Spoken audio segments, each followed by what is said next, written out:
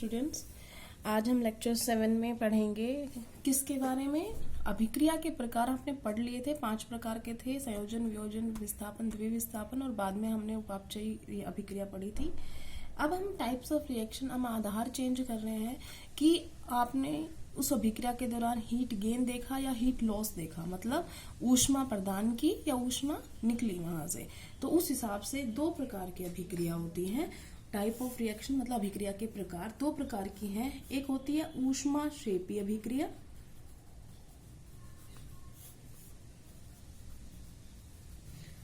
और दूसरी प्रकार होती है ऊष्माशोषी अभिक्रिया। जो ऊष्माक्षेपी अभिक्रिया होती है उसका नाम है एक्सोथर्मिक रिएक्शन इंग्लिश में, और इसका नाम है एंडोथर्मिक रिएक्शन। आपको इसमें कुछ याद करने की जरूरत नहीं है, नाम से ही पता चल रहा है। देखो, ऊष्मा है दोनों का आधार, और शोषी का मतलब क्या होता है? सोखना।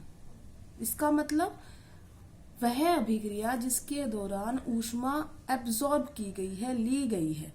ठीक है ना, आपने किसी चीज को गर्म किया, जैसे फॉर एग्जाम्पल पानी को गर्म किया और वो बदल गया अपनी भाप में, वाष्प में, तो इसका मतलब आपने उसको टेम्परेचर प्रोवाइड किया, तो ऊष्मा प्रोवाइड की। तो ऊष्माक्षेपी अभिक्रिया क्या हो गई? जिसके अंदर ऊष्मा निकलती है बाहर, आपने प्रोवाइड नहीं की। जब वो अभिक्रिया हुई, रिएक्टेंट्स प्रोडक्ट्स में चेंज हुए, तो वहां पर हीट इवॉल्व हुई, ऊष्मा निकली। नाम से ही पता चल रहा है, देखो नाम से। अब इंग्लिश मीडियम वालों को तो कुछ दिक्कत ही नहीं है। थर्म का मतलब क्या होता है? हीट। रिएक्शन वो रिएक्शन जिसमें हीट। एक्सो आपने सुना होगा, जब भी आप किसी बड़ी जगह पे एंट्री करते हैं या एग्जिट करते हैं तो वहां पे लिखा होता है दिस इज एंट्री और दिस इज एग्जिट।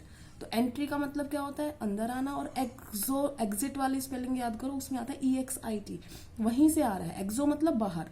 तो वह रिएक्शन जिसके अंदर हीट जो है एक्सो हो, मतलब बाहर हो।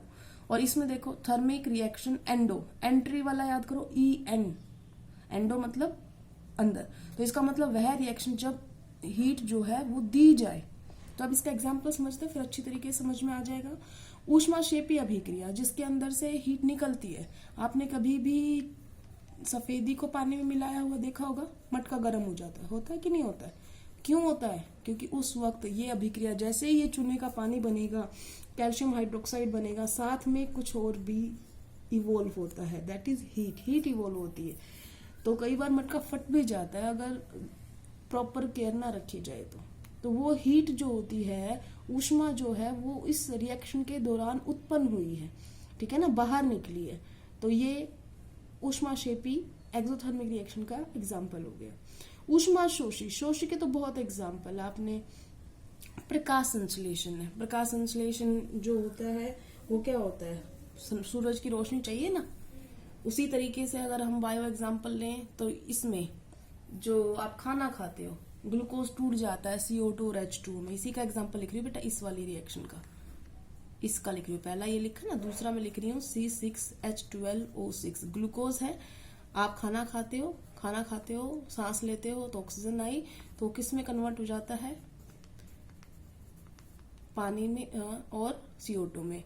और प्लस में आपकी बॉडी को क्या मिलती है? Energy. Energy is a type of heat, मतलब एनर्जी भी तो क्या है? एक फॉर्म है ना, एनर्जी निकलना, हीट निकलना। तो वो क्या है? ऊष्माक्षेपी अभिक्रिया है।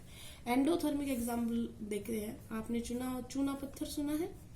तो जब आप उसको गर्म करेंगे तो ये चूना बनेगा, प्लस में CO2 बनेगा। इसी तरीके से थोड़े दिन पहले आपने वो क्रियाकलाप 1.6 आया था या 7 आया था, उसमें पढ़ा था कि जब बिजली गुजारी गई, इलेक्ट्रोलाइसिस किया गया, विद्युत अपघटन किया गया पानी का, तो हाइड्रोजन अलग हो गई और ऑक्सीजन अलग हो गई। तो यहाँ पर फॉर्म दी गई ऊष्मा, यहाँ पर दी गई बिजली, एनर्जी की फॉर्म है ना, एनर्जी दी गई। तो ये सब क्या है? ऊष्माशोषी अभिक्रिया। अगर यहाँ पे हीट ना दे तो ये रिएक्शन नहीं होगी, अगर यहाँ पे बिजली ना दे तो ये रिएक्शन नहीं होगी। ठीक है ना, प्रोडक्ट्स में नहीं बदलेंगे।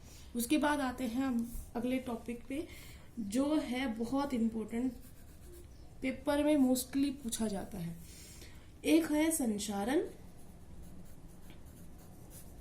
और एक है विकृत गंधिता।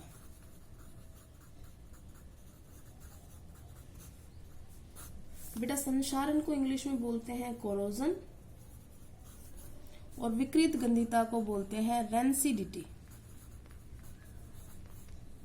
ठीक है, तो अब बात करते हैं ये क्या होते हैं। संक्षारण तो आपने देखा होगा, जब भी हम कोई याद कर लो आप, अभी तो गर्मियों का मौसम है तो कूलर ही समझ लो, नया कूलर लेके आते हो, बिल्कुल चमक रहा होता है ना, तो इसका मतलब उसमें अभी तक कुछ नहीं, बिल्कुल नया है, लेकिन थोड़े दिन बाद, मान लो आप 1-1.5 महीना बाद ही देख लेना, उसमें थोड़ा थोड़ा जंग लगने लग जाएगा। तो हुआ क्या, वो जो लोहा था, एक प्रकार की धातु है जो, वो किसके संपर्क में आई, हवा के, पानी के संपर्क में आई, तो धीरे धीरे वो क्या होने लग गई, वीक होने लगी, कमजोर होने लग गई। वो क्यों हुआ, तो मैं क्या कह रही हूँ, संक्षारण क्या है कि जब भी कोई धातु किसी वायु के और पानी के, दोनों चाहिए इसे, ऐसा नहीं कि एक ही चाहिए, वायु और पानी है, नमी भी कह सकते हो, इनके संपर्क में आएगी तो वो क्या हो जाती है, उपचयित हो जाती है। ठीक है ना, मेटल का क्या बन जाएगा, वायु में ऑक्सीजन होती है ना, मेटल ऑक्साइड, या और भी तरीके से भी ऑक्सीडेशन होता है, तो उपचयित होकर धीरे धीरे, अब जैसे लोहे का एग्जांपल लिया, लोहे ने उपचयित होकर क्या बना दिया, रस्ट। अगर आपको नहीं समझ में आया तो अभी फिर से देखते, देखो मेटल क्या थी यहाँ पर, आयरन, उसने हवा से ऑक्सीजन ली, पानी लिया, और वो उपचयित होगी, और ये बन गया Fe2O3XH2O। ये क्या बन गया बेटा, ये रस्ट, जंग का फॉर्मूला है। तो आप देख सकते हो, पहले वो सिर्फ मेटल थी, अब वो मेटल का ऑक्साइड हो गया। इसका मतलब जब कोई धातु पानी और वायु के संपर्क में आती है, या किसी एसिड बेस का भी लगा सकते हैं, एसिड बेस के संपर्क में आती है तो उपचयित हो जाती है, और धीरे धीरे वो कमजोर होने लगती है। इस स्थिति को संक्षारण कहते हैं। आई थिंक समझ में आ गया, तो मैं दोबारा बोल रही हूँ, जब कोई धातु, कई बच्चे इसमें बेटा गलती करते हैं, बहुत बार करते हैं, धातु नहीं लिखते, चीज लिखते हैं। चीज कोई रोटी थोड़ी ना, कि रोटी को जंग लग जाएगा, नहीं लगता ना, तो सिर्फ क्या बोलना है, धातु। जब कोई धातु वायु और पानी या अम्ल और क्षारक के संपर्क में आती है तो उपचयित होकर धीरे धीरे कमजोर होने लगती है, इसे संक्षारण कहते हैं। आपने बहुत सी धातुएं देखा हो, एक तो आपने लिखा, ये हो गया इसकी उपचयित फॉर्म आयरन की। दूसरा आपने लिखा होगा सिल्वर, सिल्वर देखो, चांदी, चांदी देखिए ना, चांदी काली पड़ जाती है, वैसे चमकती है जब बिल्कुल नहीं लाते हो, काली पड़ जाती है। तो यहाँ पर क्या बना, यहाँ पर बना सिल्वर का सल्फाइड, सिल्वर सल्फाइड Ag2S। ये उपचयित हो गया, उपचयित होने के बाद बना है ये सिल्वर, उपचयित हो गई, कमजोर हो गई, और ये बन गया। तो काली काली हो जाती है जो सिल्वर, उसका कारण है सिल्वर सल्फाइड का बनना। इसी तरीके से आपने तांबा भी देखा होगा, तांबा जो होता है, तांबे के बर्तन देखना, हरे रंग उस परत आ जाती है, तो वो हरे रंग की परत का मतलब क्या है कि उतना कॉपर, उतना तांबा उपचयित हो गया, और वो कॉपर कार्बोनेट में बदल जाता है। ठीक है, तो ये भी उपचयन का उदाहरण है, ऑक्सीजन जुड़ गई, उपचयित हो गया। तो ये सारे मैंने जो बताए हैं, ये सारे संक्षारण के उदाहरण है, समझ में आ गया होगा। अब बात करते हैं हम दूसरे टॉपिक की, बहुत इंपॉर्टेंट, विकृत गंधिता, रेंसिडिटी। अब इसको समझो, इसको तोड़ के देख लो। विकृत मतलब क्या होता है, बेकार, गंध मतलब जो स्मेल होती है, मतलब बेकार, गंध मतलब स्मेल। अब बेकार मतलब बेकार हो गया, गंध मतलब बदबू आ रही है। तो हुआ क्या कि जब कोई आप तली हुई चीज बनाते हो, ज्यादा तेल घी वाली बनाते हो, जैसे पकोड़े बनाए हैं या कोई फ्राइड चीज बनाई है, कुछ भी, तो जो ज्यादा खाद्य सामग्री में तेल युक्त सामग्री है या वसा युक्त सामग्री है, उसको ज्यादा दिन तक आप स्टोर नहीं कर सकते। ठीक है ना, आप सब्जी को देखो, आज आपने बनाई है, आपने ऐसे ही रख दिया, अगले दिन तक फफूंदी लग जाती है, वो खराब हो जाती है, बदबू भी आने लग जाती है। तो इसका मतलब क्या हुआ, जब कोई तेल युक्त खाद्य सामग्री या वसा युक्त खाद्य सामग्री को बाहर रख देते हैं, तो बाहर रखेंगे तो वो क्या होगा, मतलब संपर्क में आएगी ना, किसके, वायु के संपर्क में। तो जब कोई तेल वसा युक्त खाद्य सामग्री को वायु में खुला छोड़ देते हैं तो उसके रंग में परिवर्तन हो सकता है, उसके में बदबू आने लग जाती है, स्वाद खराब हो जाता है।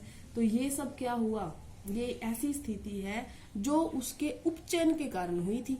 तो आप इसको भी इसके हिसाब से याद कर सकते हो कि तेल युक्त खाद्य सामग्री, ठीक है ना, आपको क्या मिल गई, उसमें वायु, उसके साथ संपर्क में आने के बाद क्या हो गई, वो उपचयित, उपचयित होने के बाद वो क्या हो गई, उसमें वो खराब हो गई, उसका रंग बदल गया, उसमें बदबू आने लग गई, स्वाद में अंतर हो गया। ठीक है ना। तो ये सब क्या है, ये कौन सी स्थिति की तरफ इशारा कर रहे हैं कि वो विकृत गंधिता है। तो इसका मतलब खाद्य सामग्री अब वो खाने के लिए उपयुक्त नहीं रही। इसको बचने के लिए भी कई उपाय हैं। जैसे हम संचारण को बचाने के लिए उपाय क्या करते हैं, पेंट कर देते हैं ना लोहे के बर्तनों पर, या देखना लोहे के ऊपर किसी की कोटिंग कर देते हैं। ठीक है, जिसकी वजह से उसको कुछ हो जाए, लोहे को कुछ ना हो। उसी तरीके से विकृत गंधिता को समझने के लिए आपको समझना पड़ेगा कि विकृत गंधिता खराब हो गया, खराब चीज आप अपनी घर बनाते हो तो जल्दी खराब होती है। मार्केट से जो सामान लेते हो, चिप्स लेते हो, कुरकुरे लेते हो, वो तो खराब नहीं मिलते आपको, वो तो 6-6 महीने पहले बनते हैं।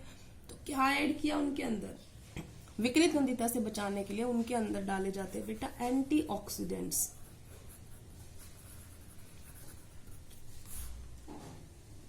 इसका मतलब एंटी का मतलब होता है अगेंस्ट, ऑक्सीडेंट्स मतलब जो ऑक्सीडेशन हो। अब ये ऑक्सीडेशन है तो वायु में क्या मौजूद है, ऑक्सीजन, तभी तो उपचयित हो रही है। उपचयित हो जाने वाले से बचाने वाले, एंटी का मतलब अगेंस्ट।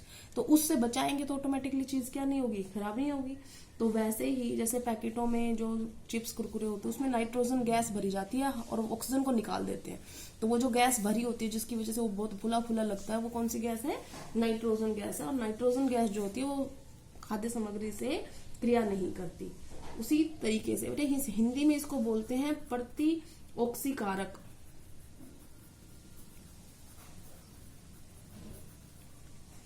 देखना आपने कभी भी पैकेट होगा ना, उस पैकेट में इंग्रेडिएंट्स देखना, उसमें कुछ लिखा होगा एंटीऑक्सीडेंट्स, या तो सिंपल एंटीऑक्सीडेंट्स लिखा होगा या कुछ नाम लिखा होगा BHT, BHA इस टाइप का। तो वो एंटीऑक्सीडेंट्स हैं। तो एंटीऑक्सीडेंट्स के नाम भी आपको हो गए BHT, BHA। इतना अगर मैं इनको बताऊंगी डिटेल में तो आपको समझ में नहीं आएगा। ब्यूटाइरेटेड हाइड्रोक्सी टोलुइन, ब्यूटाइरेटेड हाइड्रोक्सी एनिसोल, तो ये आपको समझ नहीं आया, आप सिंपल ये फॉर्म याद कर लो अगर कभी कोई पूछ ले तो। उसके बाद और भी क्या कर सकते हैं हम घर में, अगर ज्यादा चीज बनानी, अचार बनाते हो तो तेल डालते हैं ना बहुत ज्यादा। तो तेल जब बहुत ज्यादा डालते हैं तो वायु का संपर्क क्या हो जाता है, मान लो ये अचार है, उसके ऊपर तरा के रखते हैं तेल को। अगर कम रखेंगे तो जल्दी खराब हो जाता है। अगर तेल ऊपर तक है तो हवा के साथ उसका संपर्क नहीं हो सकता, क्योंकि तेल के अंदर वायु नहीं आ सकती। तो इस वजह से वो अचार खराब नहीं होता। इसी वजह से और भी क्या तरीके हैं कि खाद्य पदार्थ को अगर हम जो वायुरुद्ध डिब्बे होते हैं, मतलब एयर टाइट कंटेनर जिसको बोलते, उसमें रखें तो भी खराब नहीं होगा।